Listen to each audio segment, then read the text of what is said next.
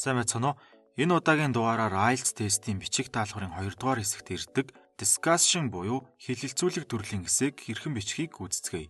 Discussion хэлбэрийн эссэн дотроо 2 төрөл байдаг. Нэгдүгээрт discuss both sides буюу хоёр талыг хэлэлцэн бичих эссе.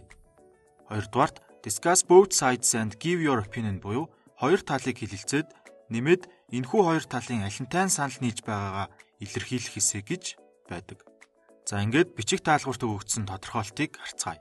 Some people insist that professionals such as doctors and engineers should work in their homeland where they received their education.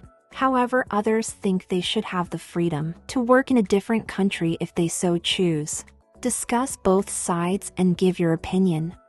Зарим хүмүүс эмч, инженер зэрэг мэргэжилтнийг өөрийн мэргэжил эзэмшсэн төрлөх улстай ажиллах хэрэгтэй гэж үздэг. Харин бусад хүмүүс тэднийг хэрвээ өсвөл тэд өөр улсад ажиллах эрхчлөөтэй байх хэрэгтэй гэж үздэг. Хоёр талыг аль алиныг нь хэлэлцээд өөрийн бодлыг илэрхийлнэ. За бид сая бичих даалгаварт ирсэн эссений тодорхойлт өгүүлбэрийг хамтдаа уншлаа. Энэхүү эссений хувьд өөрийн бодлоо илэрхийлэх ёстой гэдгийг нэмэлтээр оруулж өгсөн байна. Харин ихэнх тохиолдолд өөрийн бодлыг илэрхийлэхгүйгээр зөвхөн хоёр талыг хэлэлцэж эсээгээ бичих зааварчилгааг өгсөн байдаг. Хэрвээ даалгаварт өөрийн бодлыг бичээрэй гэж хэлээгүй зөвхөн хоёр талыг хэлэлцэн бичээрэй гэсэн байвал өөрийн үзэл бодлыг буюу аль талтай санал нийлж байгаагаа огт илэрхийлж бичиж болохгүй юм. Бид энэ дугаараар IELTS-ийн тестийн 8 онооны төвшний хэсэг Advanced буюу агсан төвшний үг хэллэг, хэлэлцүүн дүрм, нийлмэл өгүүлбэрийн бүтцийг ашиглан хэрхэн бичиж байгааг үзэх болно. Эссе маань 4 зохицолбортой нийт 250 үгнээс бүтсэн байх ёстой. Энэхүү эссег Advanced буюу агсан төвшөнд мөн Intermediate буюу дунд төвшөнд хэрхэн бичиж болохыг харьцуулан харцгаая. Хамгийн эхлээд бид introduction paragraph-ыг бичихдээ эссений даалгаварт өгөгдсөн байсан тодорхойлт өгүүлбэрийг paraphrase хийж утгыг нь алдагдуулахгүйгээр өөрсдийн хувилбараараа бичих ёстой. Жишээ нь зарим хүмүүс эмч, инженер зэрэг мэргэжилтнүүд өөрсдийн төрж өссөн боловсрол эзэмшсэн улстай ажиллах хэрэгтэй гэж үздэг бол бусад хүмүүс хэрвээ тэд төсвөл цагаачлах боломжтой байх хэрэгтэй гэж үздэг. Paraphrase хийж бичснийхээ дараа бид introduction paragraph-та өөрийн байр суурийг илэрхийлсэн өгүүлбэрийг бичих хэрэгтэй. Учир нь эссений даалгаварт маань өөрийн байр суурийг заавал илэрхийлэрэй гэж бичсэн байсан.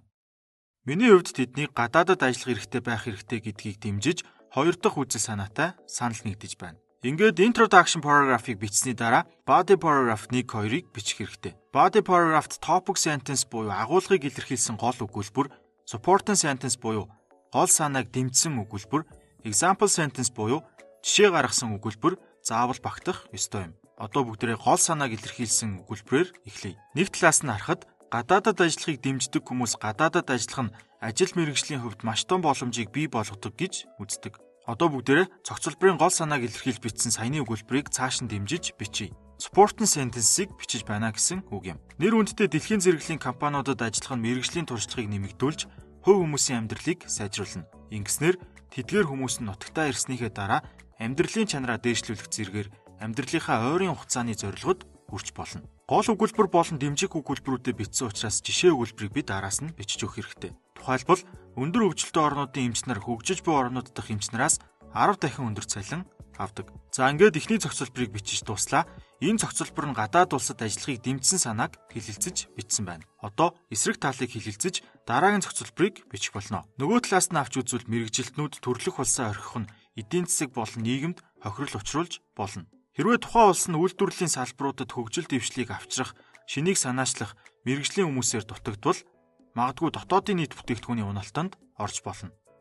Жишээ болгон их эмч нар нь гадагшаа гарсан улсыг авч үзье. Эрүүл мэндийн мэдээллийг түгээх, өвчтнийг эмчлэх мэргэжлийн хүмүүс хангалттай байхгүй болох учраас засгийн газрын хувьд том асуудалтай нүүр тулах болно. За ингээд бид body paragraph 2-ыг бичиж дуслаа. Одоо дүгнэлт хэсгийг бичиж өгөх хэрэгтэй. Дүгнэлт хэсэгт бид өөрийн үзэл бодлыг дахин илэрхийлж энэхүү хэсгээр ямар зүйлийн тухай бичсэн бэ гэдгээ дахин сэргээн бичих ёстой. Дүгнээд хэлэхэд хэлийн чандад ажиллах нь тухайн төрөлх их оронд нь богино хугацааны асуудлыг үүсгэж болно.